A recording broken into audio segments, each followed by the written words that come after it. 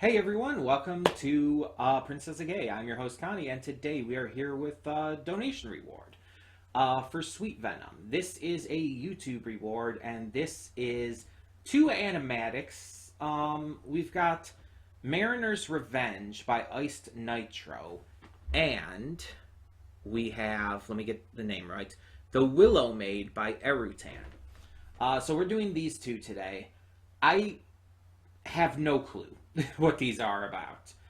Um, Mariner's Revenge. I guess a mariner gets revenge. That could mean a lot of things. Do we have a Moby Dick situation? Captain Ahab searching for his white whale and shit? I don't know. And the Willow Maid also doesn't really give me much information. I don't know either of the channels either, Ice Nitro or Erutan. I don't know them. I might have seen something from their channels in the past, but I don't know them by name at least. But I'm interested to see what these are about. Obviously, they are redirected just to be safe, because even though they're on YouTube, I could still get claimed and stuff for like music and stuff, and I just would rather not risk it, you know? So I know I'm trying to pad out these pre-thoughts as well because there's not really a lot to say because I don't know what to expect. But I'm hoping that these end up being pretty good because I've seen some animatics before that Sweet Venom has requested and they've been pretty good. So I'm hoping for that again. But let's just get this going. When the screen fades to black, pause this redirect and go to the description below. Follow the link to the reaction, and after you watch it, come back here to the redirect and resume play. Because after it fades to black and then it fades back in, everything from that point forward will be my afterthoughts and will contain spoilers to the two animatics, I guess. So that being said, thank you so much for tuning in, and I will see you at the reaction. And we are back, and we'll begin with spoilers in 3, 2, 1, now. So these were two very different stories. Let's talk about them in order, obviously. So Mariner's Revenge. I did not talk a lot during this one, but that's because I was invested in the story. Like, I've obviously heard many different revenge stories throughout my life. I've seen a lot of shows, a lot of movies, played a lot of games, all that stuff. Read books. Revenge stories have just been a very common thing in a lot of media. So I've seen and heard plenty of them. And I've heard ones like this too, where someone gets so embroiled by the idea of revenge that it just consumes their entire life, and they don't even care if they die after getting the revenge. It's like that's just all they care about anymore. But you can also understand why the Mariner wants revenge here. So we start off with these two guys in the whale, and the one guy reveals to the other, it's like, I know who you are. I don't know if you remember me, but I remember you. Let me tell you a story. And most of the rest of that is the story. We find out that when he was a kid, his mother ended up, his single mother ended up falling in love with this guy. And this was like, I guess, after her husband had passed away because she like took off the wedding ring and everything. But the guy that she ended up falling in love with ended up being extremely abusive and horrible to her. Was just a regular old piece of shit. And one day he just left without warning, without any kind of reason, I guess. He just left. This left the mother broken and eventually caused her to literally lose her mind, to have her mental health deteriorate until she became just completely unwell and unable to properly care for herself, I presume. Based on, it doesn't go into too much detail, but based on the context of everything. And throughout this, she eventually ends up passing away. But prior to her death, in her crazed state, she tells her son to get revenge for her. to tie the fucker up, break his fingers, and all that kind of shit. And he takes this to heart.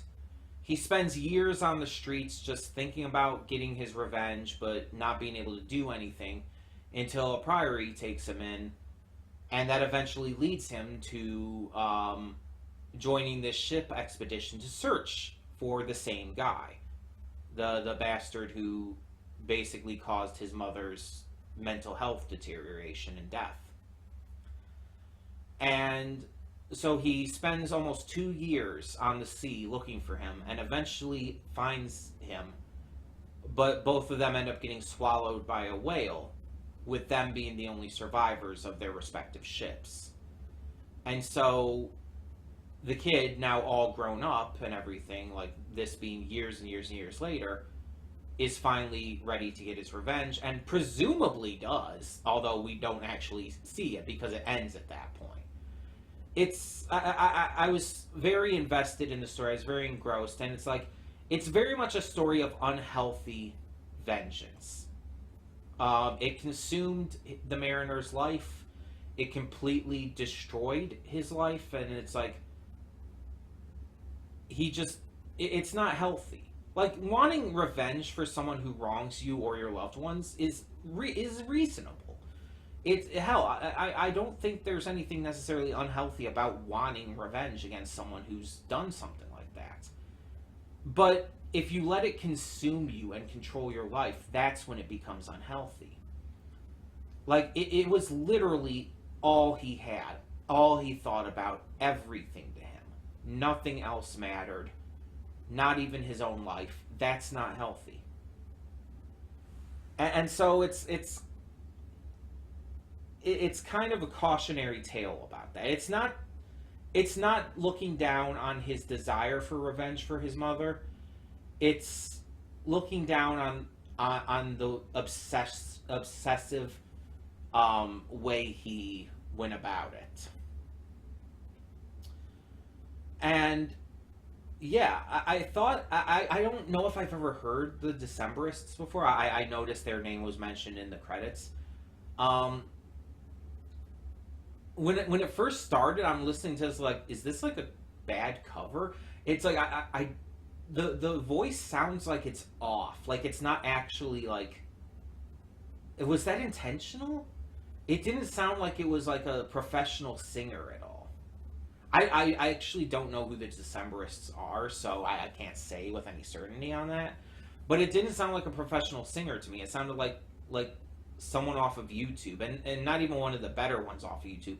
I'm not trying to be mean, I swear, but it's my opinion. It's subjective. It's my opinion. I don't think the voice was that good. I don't think that was that good of a singing voice. I apologize, I really do, to whoever the singer for the Decemberists is, but I kind of stand by my thoughts there. I don't think that his singing voice was that good at all.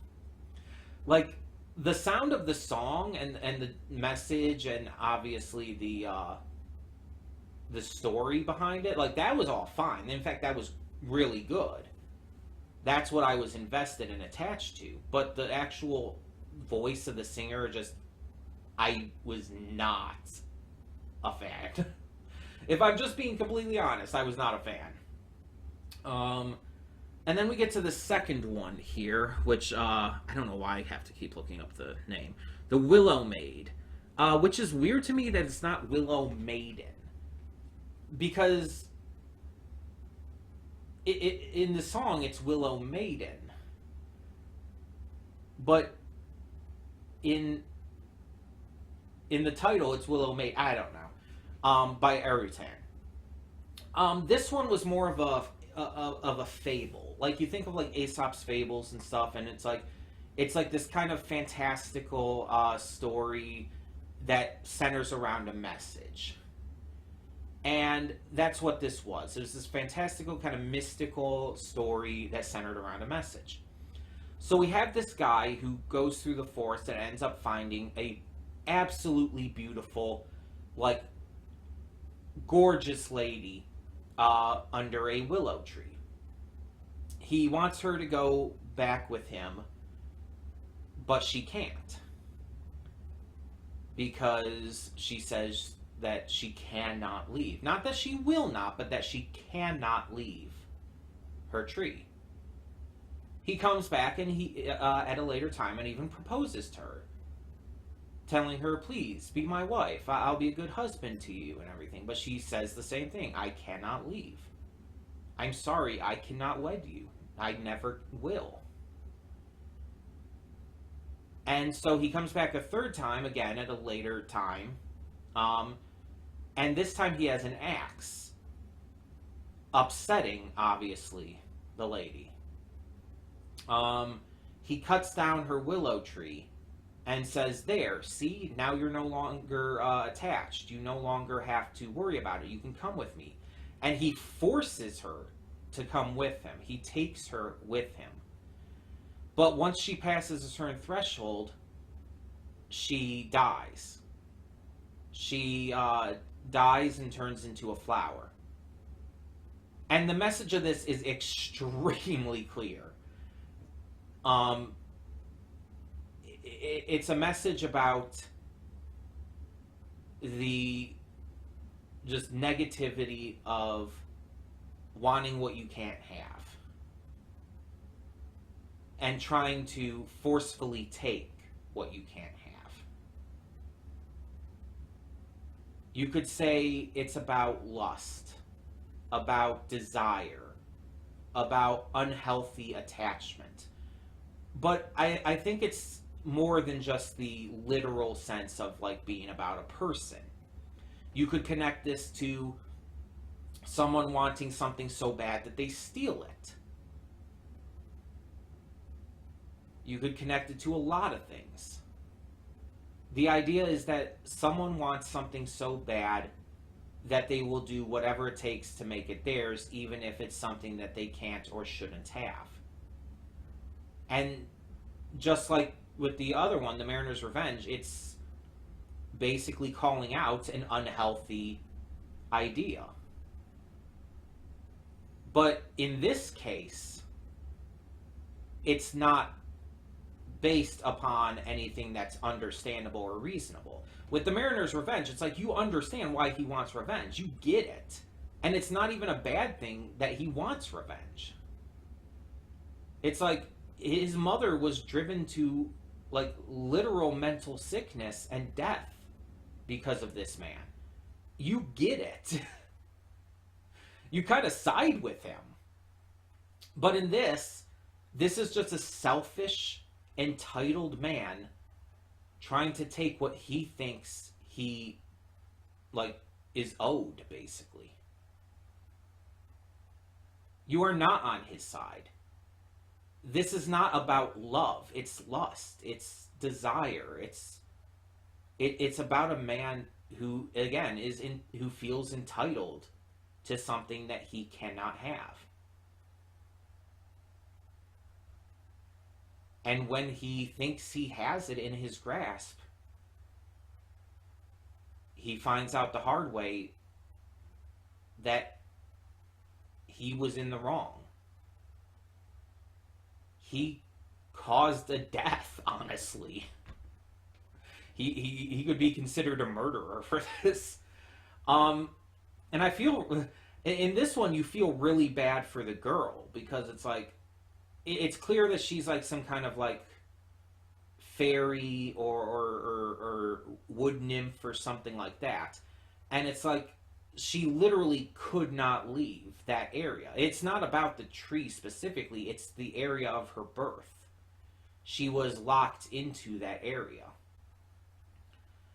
She didn't want this. She tried to tell him that she can't leave. He didn't listen.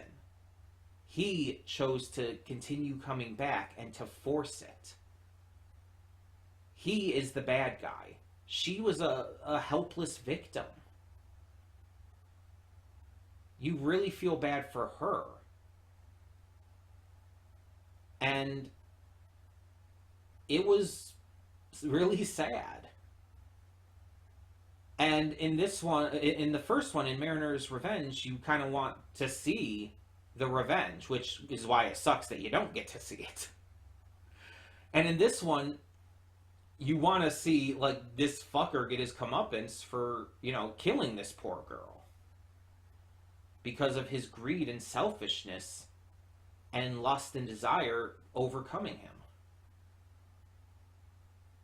But you never see the revenge in Mariner's Revenge. And in the Willow Maid, you never see this guy get his comeuppance. The only comeuppance you see is that he just doesn't get the girl in the end because she dies. But you don't see anything more. You don't even really see how he reacts to it. And it's that kind of like not really. It's not really like a vague ending because you know how it ends. Like with Mariner's Revenge, you know he gets his revenge even if you don't see it. It's just kind of unsatisfying. It's that unsatisfying ending that is kind of the point I feel with these. Like it's supposed to it ends that way because it's like that's the point. Actions like these lead to unsatisfying conclusions. They lead to things that you're not going to like or want. And I think that's, and looking at it now, like when I first watched it, it's like, yeah, of course, I'm a little disappointed I didn't get to see that. But looking at it now, it's like, I actually think it's better that it did it this way. For both of these. And I'm glad I reacted to these together because there is that connection there. They actually work well off of each other in that way. If I had to say which one was my favorite, the second one. Not even a question. I was very much invested in the first one, and obviously there was a good portion of time where I just wasn't speaking because I was like paying attention. But the second one, the only reason I was speaking more is because I noticed I was so quiet during the first one. I was trying to talk more. I was actively trying to be a little more, you know, reactive in this reaction.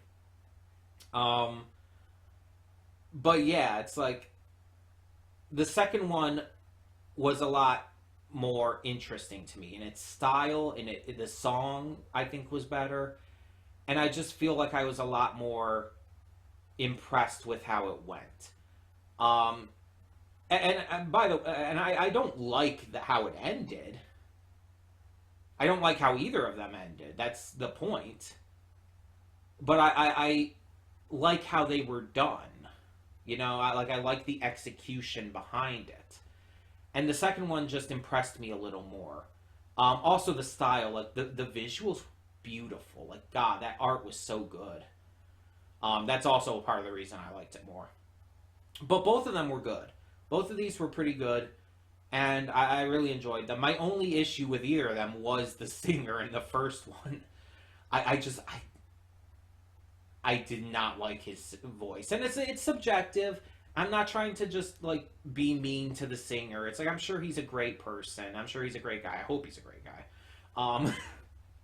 But it's like I just didn't like his voice, and that's a personal thing. It's a subjective thing. It's just my opinion. I didn't like his voice. I don't think he had a good singing voice. That's just me. But I would love to hear what you think. So tell me in the comments below, what did you think of these two animatics? And for now, I'm Connie, and I'm signing off. See y'all next time.